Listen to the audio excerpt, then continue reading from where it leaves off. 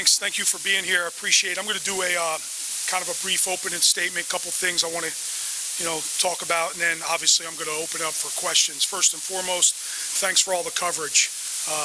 Not only last year, but since I've been here, the coverage is obviously getting bigger and better, and wrestling's on the forefront of everybody's mind, not only during our season, but year-round. So I truly appreciate everybody here. Brad, our SID, not only for putting this together, but everything you do. Again, wrestling is a big thing here at this university. It's because of our SID and our relationship, and I appreciate that. PJ, I know PJ's in the back, his marketing team. Again, just a great job putting Rutgers Wrestling in the forefront of everybody. Our donors, our alum, our fans, everybody else who donated to this beautiful place. I can't tell you how much I appreciate you. I love where we're standing right now on the second floor of the APC. It's a special place. I'm sure we're going to get into it, but it's pretty cool. We got a morning lift this morning, and most of you guys got an opportunity to see what we do every day. Come up here, have a team meal in this little cafeteria, walk down the hall, and get ready for an 11:15 practice. So it's been a lot of dialogue, a lot of time spent with our guys, much more than ever before. So that's obviously a big plus. This building has been an incredible plus for this program. And now we move on to, that was the Big Ten build, and now we're moving on to our new The Bells Must Ring campaign. So for the people out there listening, just get on board with the new Bells Must Ring campaign, because that's another project we're looking, and everybody's asked, what can we do to help you guys? How can we help Rutgers Wrestling? Well, that's the newest campaign, the Bells Must Ring, and we're fortunate enough to have two guys who were able to ring those bells last year along with myself, which I thought was pretty cool. I never even knew about that tradition over at Old Queens, and that was pretty neat to be able to ring those bells, and hopefully we're doing a whole heck of a lot more of that in the future. And I know we got some guys in the back that want to be a part of that tradition, and you'll be able to talk to them a little bit later. A year in review, obviously, and I don't want to dwell on what went on last year, but it was a special year.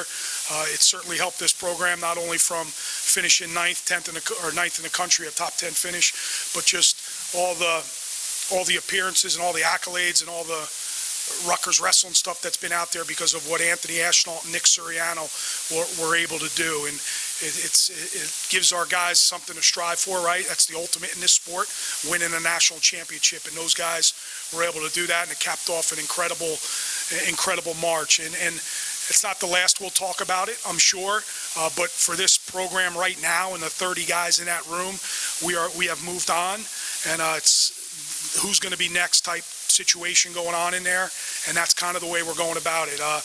Anthony's with us every single day training.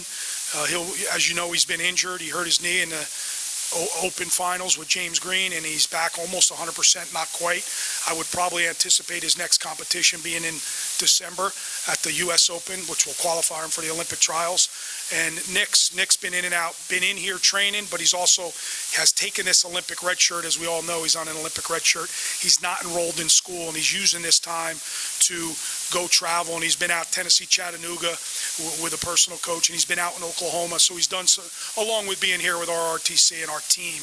Nick's been all over, so he'll get ready for the Farrell. I think it's November 15th and 16th, if I'm correct, to qualify for the Olympic trials.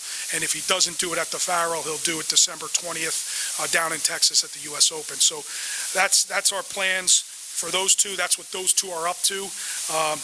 A new addition to our program, Tyler Graff, assistant volunteer coach with the program.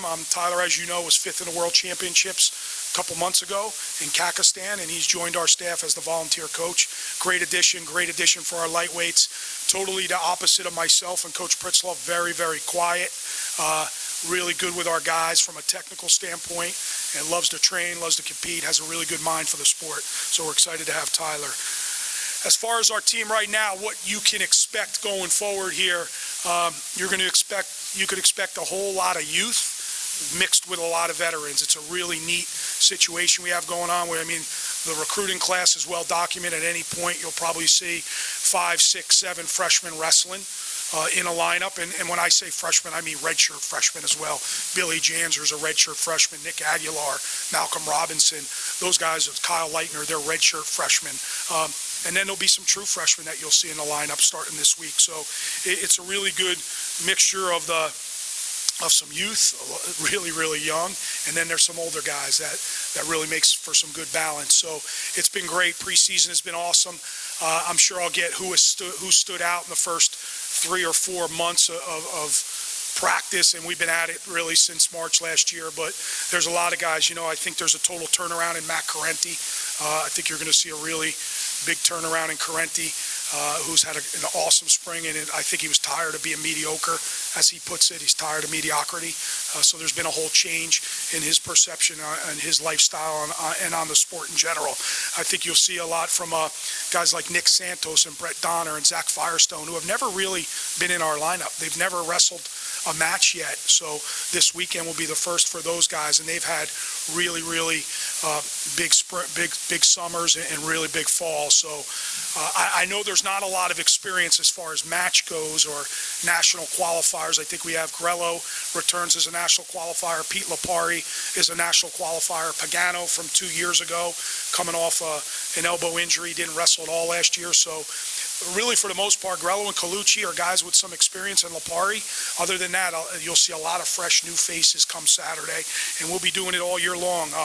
I know there's been a buzz about our wrestle-offs, which is great, right? Which is great. There's been a lot of action on Twitter and Instagram and social media, and what wrestle-offs really mean. And for the people who follow this program and myself in general know, they really mean nothing.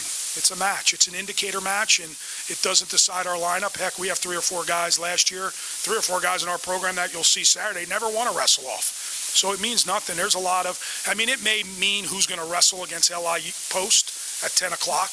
That's what it means, maybe. Other than that, there'll be competition throughout this first semester. Our schedule will allow that. We'll go to the Navy Classic where we could bring a bunch of guys. We'll go to the Journeyman next weekend where we could bring a bunch of guys.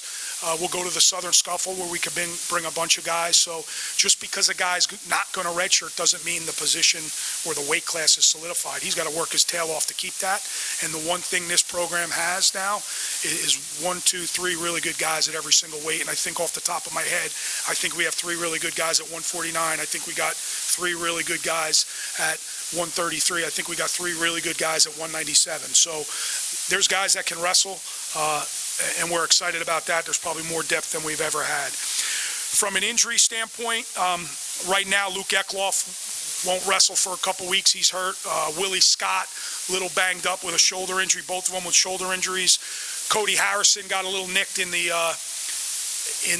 wrestle-off. I don't think those are long-term injuries. I just think it's early. It's only early November. Well, it's October 31st right now, but it's early November. We won't push those guys.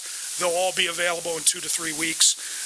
And the biggest one is probably Ryan Vulak, who it'll be a little bit more time. And he's somebody who's going to really be a huge part of this program. This kid is really, really special, really, really good.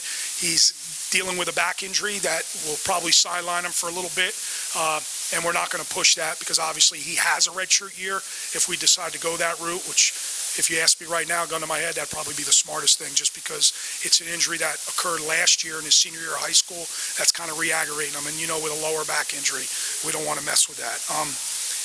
As far as our recruiting class goes for 2020, you guys know I can't, by NCAA rules, announce any names, but we have 4 of them in the top 100 overall recruits in the country. 4 of them are ranked in the top 100, which is big news, and 2 of them from New Jersey, 2 of them from Ohio. And then we have 2 others that aren't ranked, are both from New Jersey, some upper weight. So that's our recruiting class right now. It's been extremely busy. Now being able to recruit juniors, we've had some of the best guys in the country on campus, both senior class and junior class. So obviously this facility allows us to do some special things, and it's attracted a lot of good guys. So we're excited about our recruiting. We're excited about our season, and I'm sure we'll get into it as we open it up for some questions now. So we'll do that now. Scott, what's the plan with JoJo? Is he going to redshirt? Is he going to wrestle?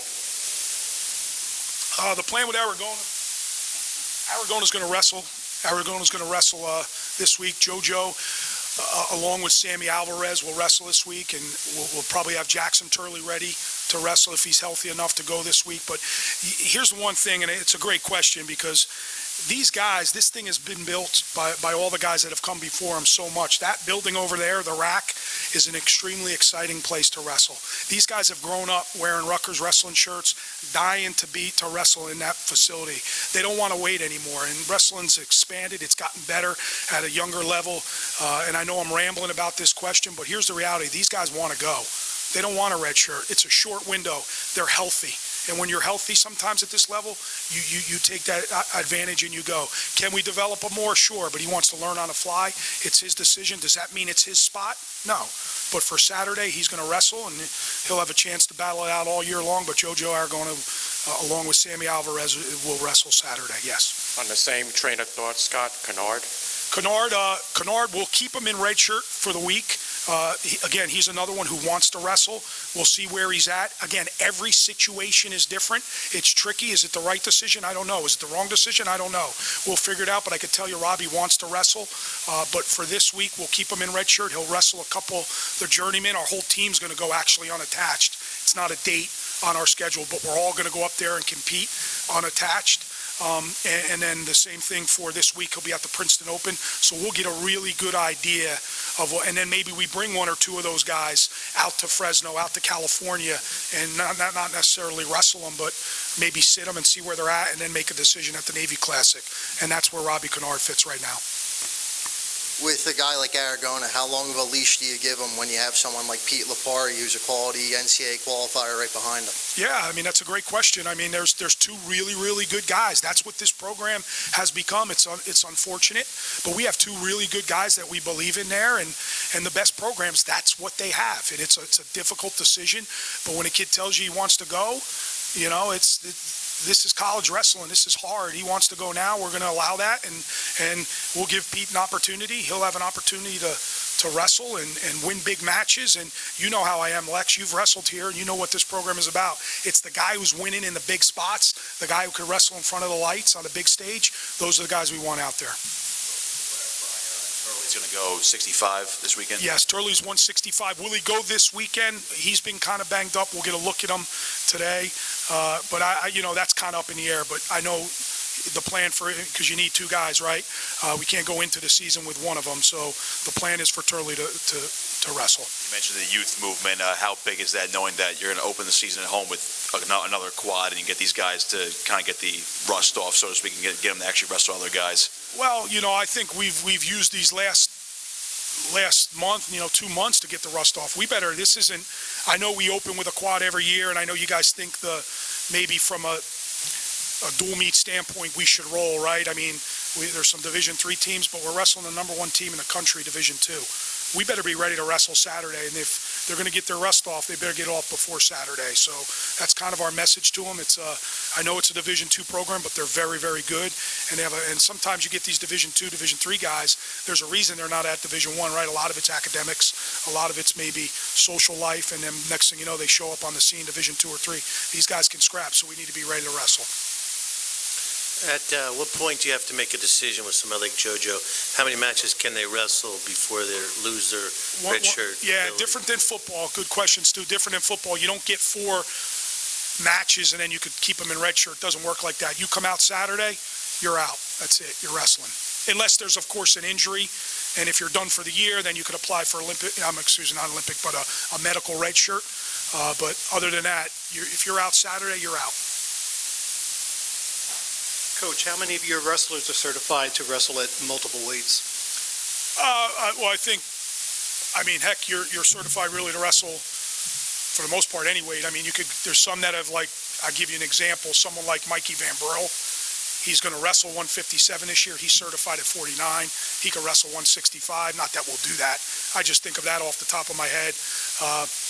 Guys are certified where they're certified for the most part, and there's really, I think about Donner could go down if he needed to, and I've gotten Willie Scott cannot go down. He's 174 is the lowest he can go. Anthony Oliveri cannot go 165. Those are the lowest he can go. Kennard can go up. Sure, you can always go up. You can always go up. He's 57-pounder. You can always go up.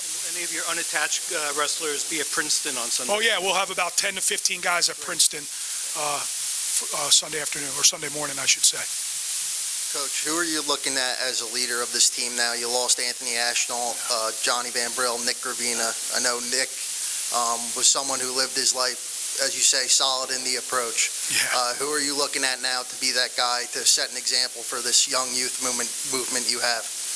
You know what? It's weird. I think everybody's kind of taking that role. I think our upperclassmen are kind of taking that role. And I think that's always been the biggest thing I've always looked for, is trying to find a leader. And even with Anthony, he was a great role model just by the way he trained. Suriano, they didn't really speak to a lot of people, but just by, Anthony obviously did a lot. Nick went about it differently, and it was by the way he trained. I think he kind of led by example.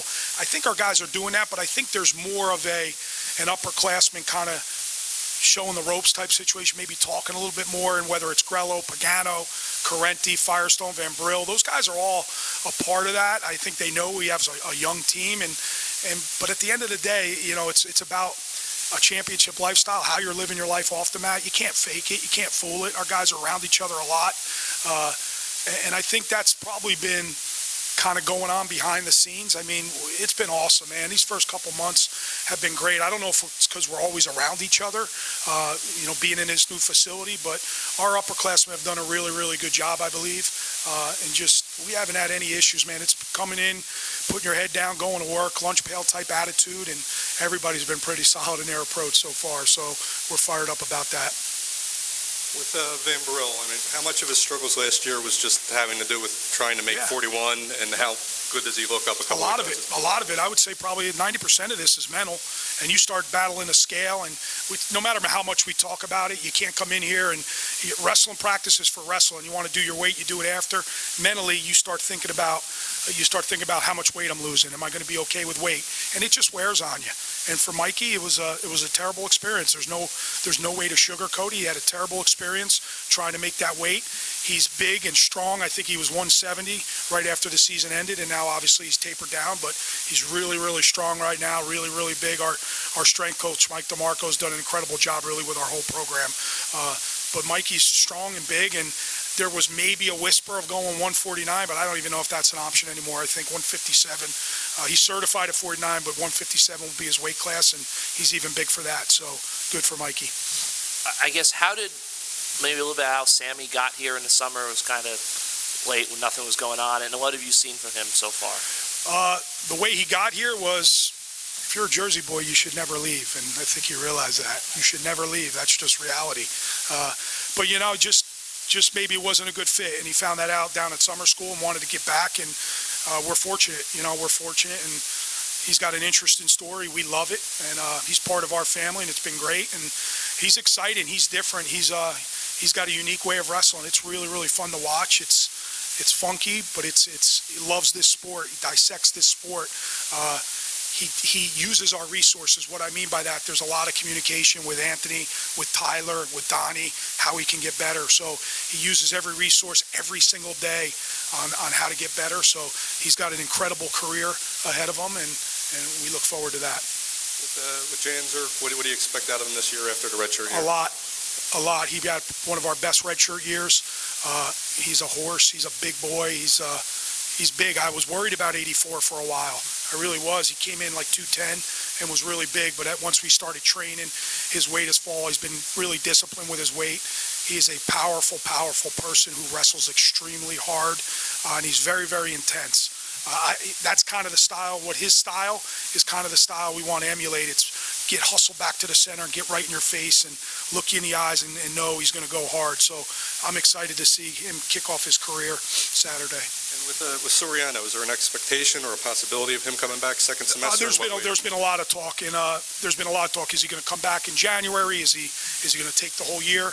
Right now, it's about him training and preparing for this Olympic dream, which he feels he can make the Olympic team and win an Olympic gold medal, and that's where we're at right now. When that bridge comes, we have to cross it.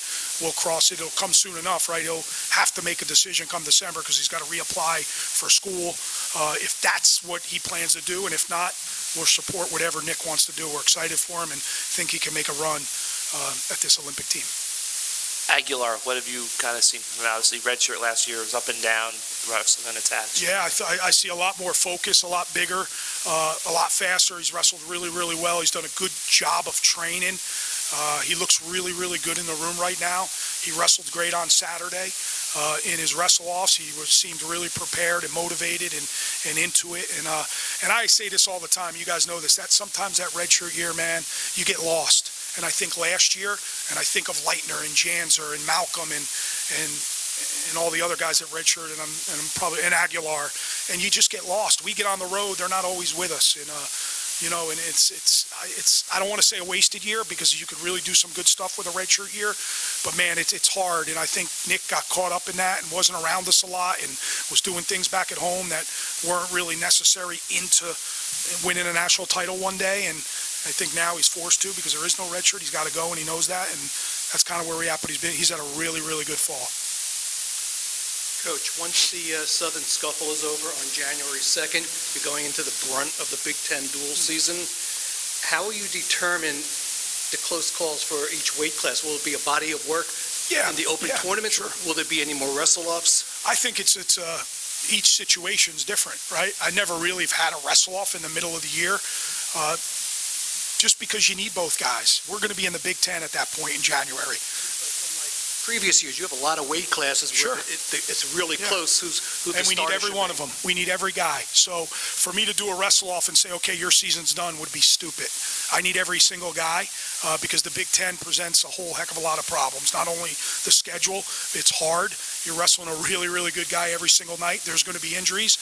And every guy, whether it's one or two or even three in some weight classes, you got to be ready to go because you never know when you're going to get called on. I think about pulling Metzler out of red shirt 2 years ago. He needed to be ready. Luke Eckloff had to wrestle the kid from Minnesota, Lezak. You got to be ready to go. You got to be ready to go. So, it'll be a body of work. We'll make a decision who's going to go. Think about Giraldo and Theobald. Theobald wasn't the starter at the beginning of the Big Ten season. He wasn't the starter. Giraldo started to struggle. We gave Theobald the shot, took advantage of it, and ran with it. Became an All-American. So nothing's ever closed until it's really closed, and that's kind of the way we're going to go about it, especially in those weights where we have two really good guys.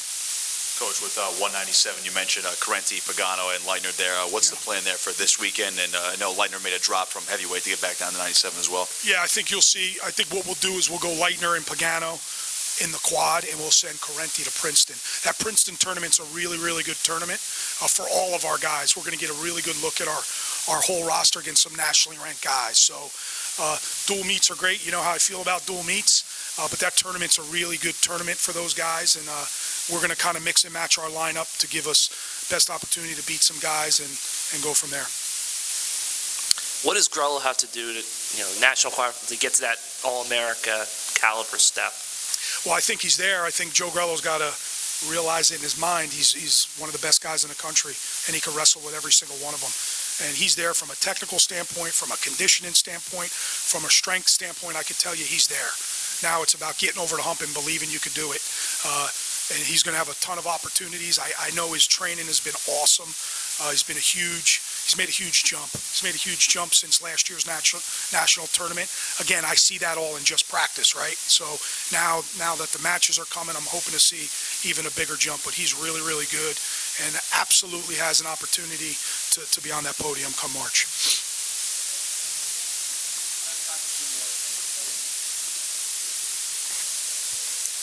Coach, not as much related to the team, but you did have a good recruiting class this year, and the NCAA just passed that new rule with paying for likeness and such.